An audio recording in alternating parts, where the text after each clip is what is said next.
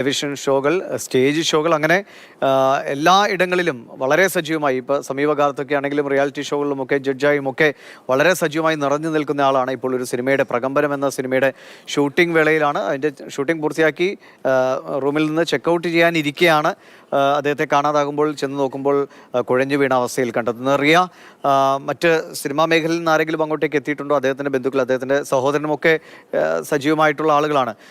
എന്തെങ്കിലും കൂടുതൽ വിവരങ്ങൾ, ഇപ്പോൾ എന്തെങ്കിലും ഒരു ആരോഗ്യ പ്രശ്നങ്ങൾ ഉണ്ടായിരുന്നുവെന്നോ എന്തെങ്കിലും വിവരങ്ങൾ പോലീസോ മറ്റോ പങ്കുവയ്ക്കുന്നുണ്ടോ അറിയപ്പോൾ? ഇല്ല, ഈ ഘട്ടത്തിൽ അത്തരം വിവരങ്ങൾ നമുക്ക് ലഭ്യമാകുന്നില്ല.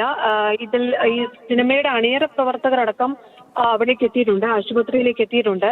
അവരാണ് ആദ്യമായി, അവര് പെട്ടെന്ന് തന്നെ വിവരം അറിഞ്ഞ് അവിടേക്ക് എത്തിയതായിരുന്നു. മറ്റു ചിലർ കൂടി ഈ വൃന്ദാവൻ ഹോട്ടലിൽ ഉണ്ടായിരുന്നു.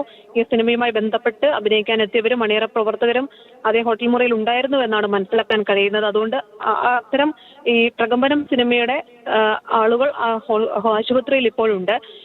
ബാക്കി ഉള്ള ആളുകൾ അവിടേക്ക് എത്തുന്നതേ ഉള്ളൂ. ഈ ആർക്കും എന്താണ് സംഭവിച്ചതെന്ന് സംബന്ധിച്ച് ആർക്കും വ്യക്തതയില്ല. പെട്ടെന്നുണ്ടായ ഒരു അപ്രതീക്ഷിത വിയോഗം എന്ന് പറയണം. കാരണം സിനിമയിൽ അഭിനയിച്ച് തിരിച്ച് ഹോട്ടൽ മുറിയിൽ വന്ന് അത് ചെക്കൗട്ട് ചെയ്യാൻ വേണ്ടി കാത്തു നിൽക്കുമ്പോഴാണ് ഈ വാതിൽ തുറന്ന് പുറത്ത് വരാത്തത് കണ്ട് ജീവനക്കാർ അകത്ത് കയറി നോക്കുന്നത്. അപ്പോൾ റൂമിനകത്ത് നിലത്ത് വീണ് കിടക്കുകയായിരുന്നു എന്നതാണ് പോലീസിന് അവർ നൽകിയിരിക്കുന്ന മൊഴി. വേഗം തന്നെ ആശുപത്രിയിലേക്ക് എത്തിച്ചു, പക്ഷേ ജീവൻ രക്ഷപ്പെടുത്താൻ കഴിഞ്ഞിട്ടില്ല. ആശുപത്രിയിലെത്തി മരണം സ്ഥിരീകരിക്കുകയായിരുന്നു. എന്തായാലും ഞെട്ടലുളവാക്കുന്ന വാർത്തയാണ്. കാരണം സിനിമയിൽ, സജീവമായ സിനിമയിലും ടെലിവിഷൻ പരിപാടികളിലും ഷോകളിലും ഒക്കെ നിറഞ്ഞു നിൽക്കുന്ന ഒരാളാണ് കലാഭവൻ നവാസ്.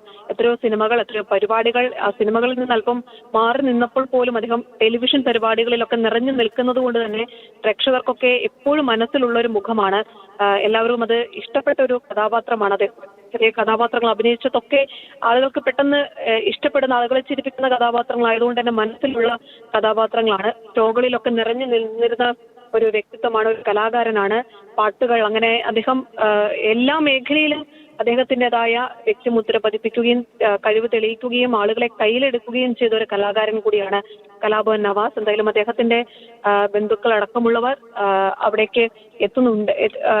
അല്പസമയത്തിനകം തന്നെ എത്തും. നിലവിൽ ഈ ആശുപത്രിയിലെ നടപടിക്രമങ്ങൾ പൂർത്തിയാക്കേണ്ടതുണ്ട്. അതുകൊണ്ട് തന്നെ ചോറ്റാനിക്കരയിലെ ടാറ്റ ആശുപത്രിയിൽ തന്നെയാണ് ഇപ്പോൾ മൃതദേഹം ഉള്ളത്. മറ്റു നടപടിക്രമങ്ങൾ ഏത് തരത്തിലാണ് എന്നതടക്കം വരും മണിക്കൂറുകളിലെ നമുക്ക് വിവരം ലഭ്യമാവുകയുള്ളൂ. ഈ പ്രകമ്പനം സിനിമയുടെ ഷൂട്ടിംഗ് ആയിരുന്നു ചോറ്റാനിക്കരയിൽ കഴിഞ്ഞ കുറച്ചധികം ദിവസമായി നടന്നുകൊണ്ടിരിക്കുന്നത്. മല്ലിക സുകുമാരൻ അടക്കമുള്ള ആളുകൾ ആ ചിത്രത്തിൽ അഭിനയിക്കുകയും ചെയ്യുന്നുണ്ട്. അതിന്റെ ഷൂട്ടിംഗ് കഴിഞ്ഞ് ഹോട്ടൽ മുറിയിലേക്ക് വന്നതിന് ശേഷമാണ് ഈ സംഭവം നടക്കുന്നത്. എന്തായാലും അപ്രതീക്ഷിത വിയോഗമാണ്. അണിയറ പ്രവർത്തകർ, അദ്ദേഹത്തിന്റെ കുടുംബമൊക്കെ അതെങ്ങനെ ഉൾക്കൊള്ളും എന്നതാണ്. കാരണം അങ്ങേയറ്റം ആളുകളുടെ കൂടെ നിന്ന് മടങ്ങിയ ഒരാൾ ഇനിയില്ല എന്നൊരു വാർത്തയാണ് ഏതാനും മണിക്കൂറുകൾ മുമ്പ് ചോറ്റാനിക്കരയിൽ നിന്ന് വന്നത്.